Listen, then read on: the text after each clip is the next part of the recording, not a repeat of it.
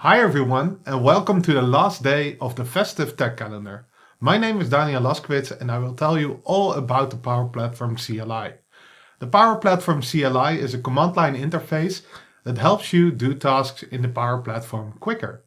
You don't have to load web pages that have images and other data that takes long to load. You can just fire a command and it will return if it succeeded. Let's switch to my desktop and show you more about it. In this session, we have a couple of agenda items. First, I will talk about why Power Platform CLI. Why is there a command line interface for Power Platform? Then I'll talk about installation. How can you install it on different systems? Of course, we need to authenticate with the Power Platform.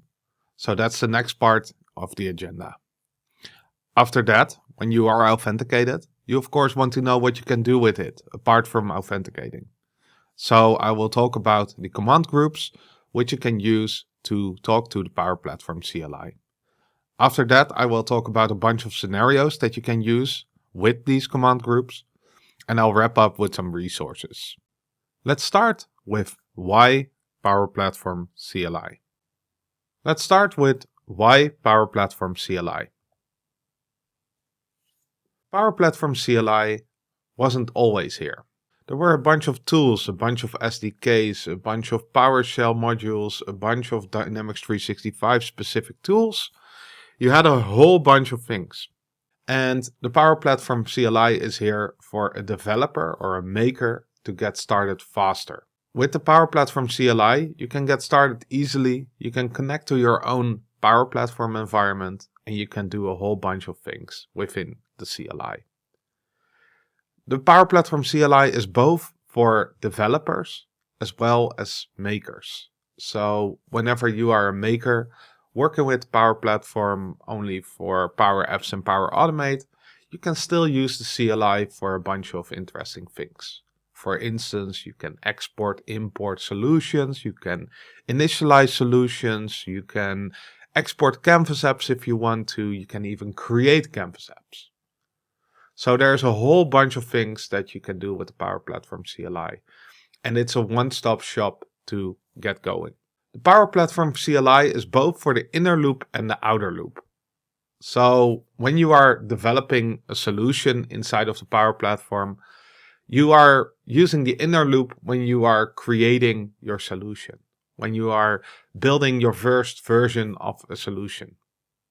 And at a certain point, you want to push it to the outer loop. And then you want to make sure that you do integrations, that you do testing, releasing and deploying. And that's when you use the outer loop. And with the outer loop, you can also do that with the Power Platform CLI. So you have the inner loop, which you can use to, for instance, initialize a solution and get started from there.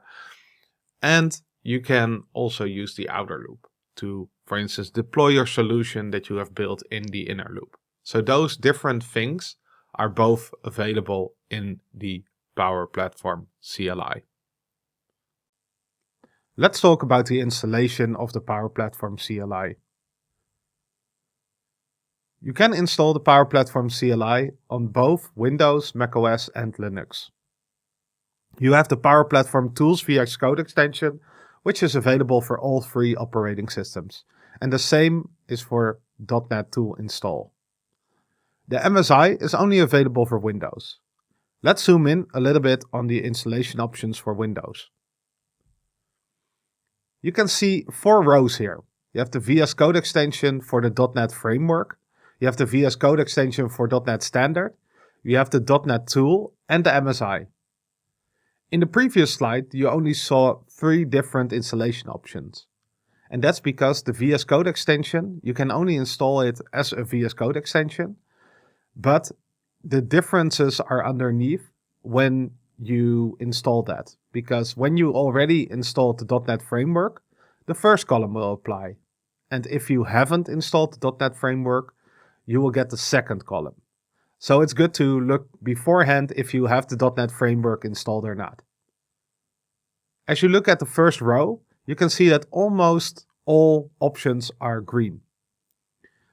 There is one that has a little 1 at the end of it, and that's in the use outside VS Code row. And that means that when you install the VS Code extension, you can use it outside of VS Code as well, but you have to manually add it to your path. So make sure to be aware of that. If you want to use Windows Terminal or another terminal app, you can use the VS Code extension. But if you don't want to manually add it to your path, you can probably use the .NET tool or the MSI. There are some tool commands, data commands, and package commands that are only available on the .NET Framework version of the CLI. And that's the VS Code extension or the MSI. Because the MSI underwater already installs the .NET Framework if it's not there yet. There's also a difference in the pack install latest command. That is a command that you can use to install the latest version of the Power Platform CLI. That command is only available in the MSI installation. The auto update version is only available for the VS Code extension because VS Code extensions can be auto updated. Let's move on to the other options. With the installation options for macOS and Linux, you only have the options VS Code extension or .NET tool. There is no .NET framework available on those operating systems, so that's why there is no separation in that VS Code extension version. But, like the other one, you can also use the basic CLI functionality, the VS Code functionality for the VS Code extension, and you can use it outside of Visual Studio Code, but you need to add it to your path. The tool, data, and package commands aren't available for both. And of course, the .NET tool doesn't offer you VS Code functionality. Let's go to a demo of how you can install the Power Platform CLI on Windows. Okay, here we are on my desktop and I have opened already a Windows PowerShell instance inside of Windows Terminal. And when I run the pack command here, and pack is the command you need to run for every command with the Power Platform CLI, you will see that you will get an error. And this will happen when you haven't installed the Power Platform CLI or when you haven't added the Power Platform CLI to the path. So that could either be the problem here. Let me clear this up. And let's go to my Windows File Explorer to actually show you the Power Apps CLI. And this is the old name still, the Power Apps CLI. It's currently the Power Platform CLI, but it still works for it. So we need to open this MSI file to install the Power Platform CLI. You can accept the terms, you can hit install, and then it will install the whole thing. It will run a CMD command, and there we are. It's already finished. So when I hit finish, it should work. So let's go back to the Windows terminal. And when I enter pack, it still doesn't work. And that's because I didn't open a new instance of PowerShell. So that's something that needs to be done before you can actually use it. So when I hit pack now, it will show the Power Platform CLI in there. And that's how easy it is to install the Power Platform CLI. Let's move on and talk about authentication for a bit. Authentication is really important in the Power Platform CLI. This is how you can authenticate with your Power Platform environments around the world. So when you work for a big company that might have multiple environments around the world or hundreds of environments around the world, you can authenticate using a authentication profile. And to show how that works, I'm going to go into a demo about authenticating with the Power Platform CLI. Let's switch to my desktop and show you how it's done. Okay, so here we are on my desktop. When I hit pack, I can show you that you can see all the different command groups in the Power Platform CLI. You can see admin, application, auth, canvas, and a lot more. But in this case, we want to know what's in the pack auth command. So let's run pack auth. It will reply with the error, you are missing a subcommand. So this will show you all the different subcommands that are available in those command groups. So pack auth has pack off create, list, select, delete, update, name, and clear in its command group. So let's try and run the first one to create a new authentication profile. It will open a browser window and it will show me the accounts that I'm already connected to Windows to. If I don't have the account I want to connect to, I can also use another account to run that one. In this case, we're going to use the Low-Code Revolution one. And it will authenticate with that account. It shows that we are connected to the default organization, personal productivity, that we are connected to that one, and that we are connected with Daniel at lowcoderevolution.onmicrosoft.com, and it will show that we have a universal profile created with a URL and the email address of the account we're connected to. If I run pack off list, I can see that we have one profile here and that we are connected to the personal productivity one. There's a URL, the user, the cloud, and the user type as well. And that's how easy it is to connect to a Power Platform environment. Let's talk about the command groups. There are lots of command groups available inside of the Power Platform CLI that can help you with your work. If you are an admin, for instance, you can use the pack admin command group, which can help you with restoring environments, backup environments, create new environments, use some tenant settings that you want to use. There are tons of possibilities available there. Pack application is an interesting one if you want to install or list available applications from app source. The PowerCat team, for instance, uses that for the creator kit. Pack off is something that we already talked about in an earlier demo, but it helps you to create authentication profiles and you can delete them if you want to or update them, etc. Pack Canvas is mostly for Power Apps, so it can download an MSApp file, it can list them, it can unpack them, it can do all kinds of things with Power Apps. Pack Connection is a preview one, and this enables you to create Power Platform connections. So you can have a Dataverse connection, for instance. Pack Connector is what used to be the connector CLI. The custom connectors used to have their own CLI, and this is being incorporated into the Power Platform CLI as well. Pack Copilot is all about AI Builder. Pack Data is for importing and exporting data from Dataverse. Pack Help, we already talked a little bit about it. It can help you with more explanations about these command groups or these commands that are below the command groups. Pack Model Builder is to create code for Dataverse APIs and tables. But there are a lot more. Pack Org is for working with Dataverse environments. You can list them, you can select them. If you want to switch from one to the other, that's possible. Pack Package is for Dataverse package projects. PCF is for Power Apps Component Framework projects. Pipeline is for pipelines in Power Platform. Plugin is for Dataverse plugins. PowerFX is for working with PowerFX inside of the environment that you are connected to. Power Pages is for working with Power Pages websites. Pack Solution is a very important one. It's for importing, exporting solutions and working with other solutions. Pack Telemetry is really important when you hit an error and you want Microsoft to help you. You can send the telemetry report if something is going wrong, for instance. Pack Test is for working with automated tests through the test engine. And last but not least, we also have Pack Tool, and that will help you install or launch tools that are available for the Power Platform. And you can think of the configuration migration tool, the package deployer tool, and there are a couple others as well. Pack Virtual Agent is for working with Power Virtual Agents, bots, or co-pilots, how you call them now. So there are lots of command groups out there, and you can actually explore what are in those ones. And that's what we're going to do in the next demo. So let's switch to my desktop and show you what commands are available in the command line.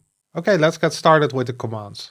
Let's start again with the pack command so that we can see what command groups we all have.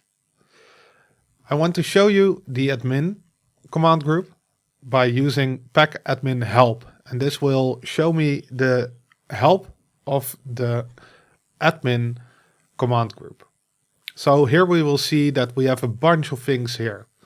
We can list all the environments from your tenant. We can create a new Dataverse environment. We can create a backup of our environment. We can set a backup retention period. We can delete an environment. We can reset an environment. We can list backups for an environment. We can restore them, copy them. We can get the status of all the operations that are in process on our environment. We can assign users. We can assign groups. And that's all really, really important. It's not just admin things, but it can also be developers that create, for instance, a group that they want to create inside of the environment there, and they want to assign a security role to that. You can list all the app templates inside of an environment. You can create a service principal, and this one is really, really interesting because in ALM scenarios, you might run into the scenario where you need to have a service principal that you can use to move a solution from A to B, for instance. And that's where you can create a service principal. You can do that through Entra ID in the Azure portal. But what the Power Platform CLI team did, and I really like that, they actually stepped outside of their world a little bit. And they didn't just create a command to add a service principal to an environment in the Power Platform, but they also create the service principal inside of Entra ID. So it's like an end-to-end scenario which they made available here. And when you create that service principal, they will create the service principal inside of Entra ID, but they will also add it to your environment. They will give it a security group, a security role. They will also give that to you. And they will add it to that environment and make sure that it has the access that it needs. There's also list service principal, which will show you all the service principals that have access to Dataverse. And you can also set governance config, and that's basically for managed environments. So when you want to use managed environments inside of your environment, you can enable, disable it, and you can also set the config there. So there are tons of settings that you can use with managed environments. This same command, so pack admin set governance config, will enable you to edit those as well. And what's also really interesting is the list and update tenant settings, because those are not very well known in the community, but you can actually list all the tenant settings that you have available. You can also update them. And another one that you have is the application command, and that will help you as well. So there are a bunch of cool things in the admin command group. Let's go to pack again, and let's look at an interesting one, which is the pack org command group. It has a bunch of things here, and org was actually the previous name of environments. So way back, they called an environment an organization, and now it's actually an environment. So org is a little bit of a leftover from years back. But what's also really cool about the Power Platform CLI is that you can use aliases, and that's something that they do a lot of times when there's, for instance, a name change. So in this case, if I want to use the env command group instead of the org command group, I can do that as well. And it will show me the same command. So I can also use env for environment.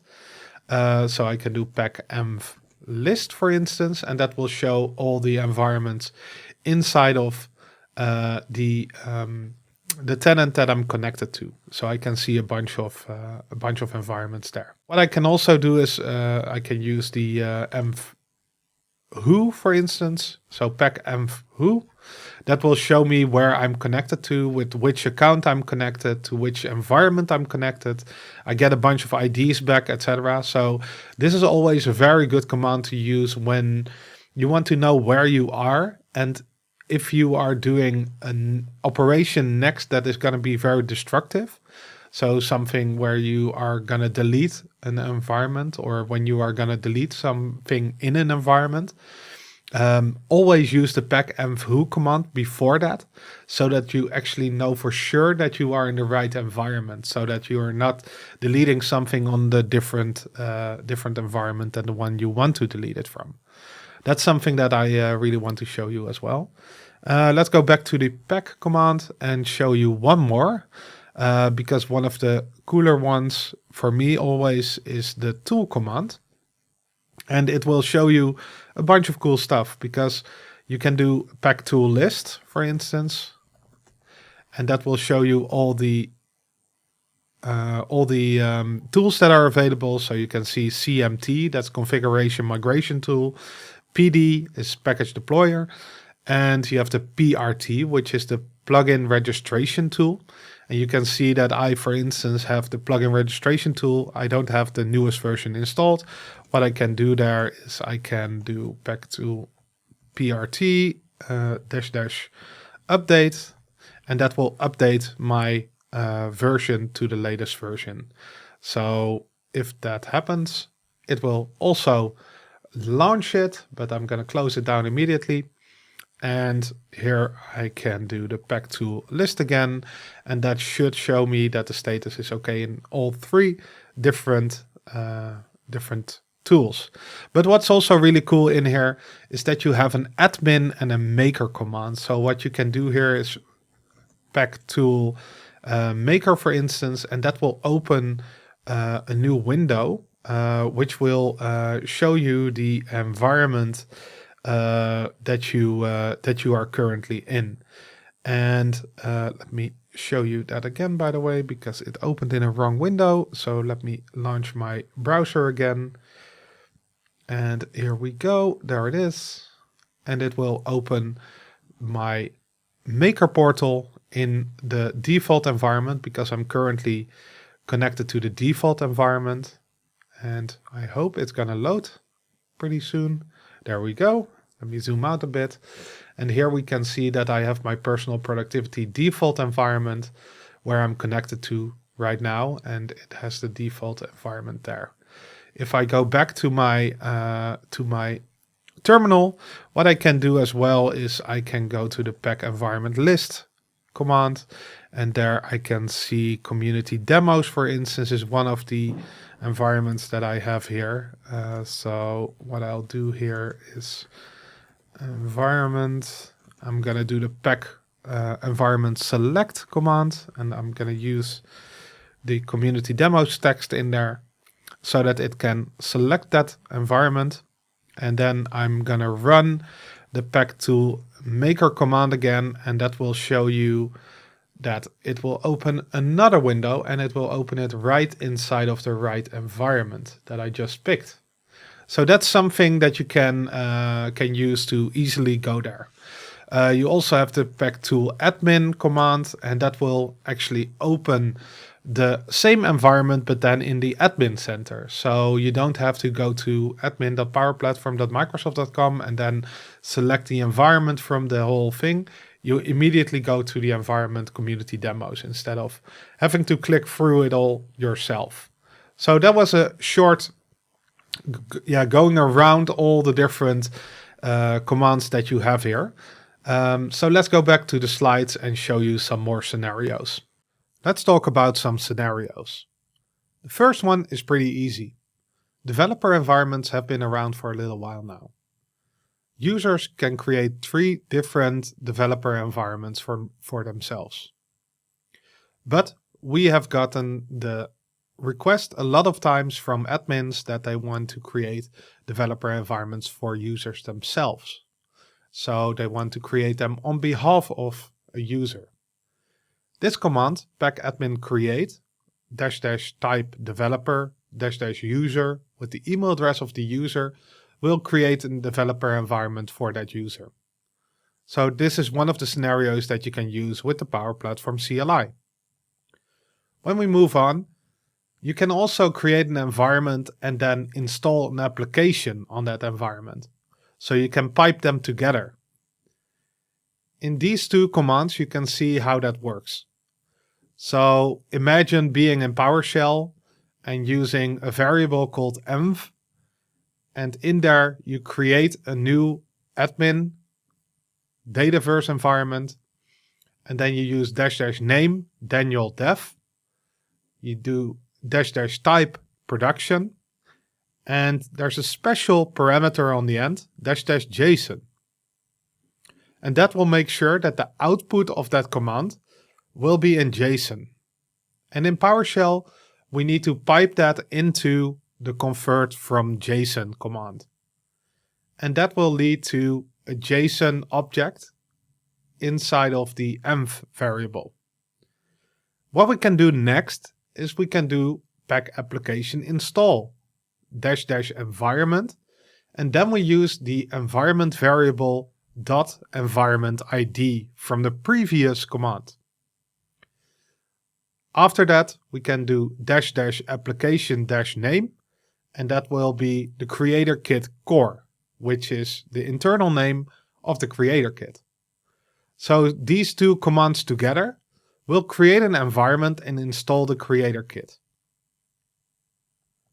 Another scenario is creating a service principal and then create a connection for it. What you can do is you can use the pack admin create service principal command, which I talked about a little bit earlier as well. --name spn -daniel -dev. And that will create a service principal in enter ID. It will add it to the Dataverse environment I'm currently connected to. It will give it a security role.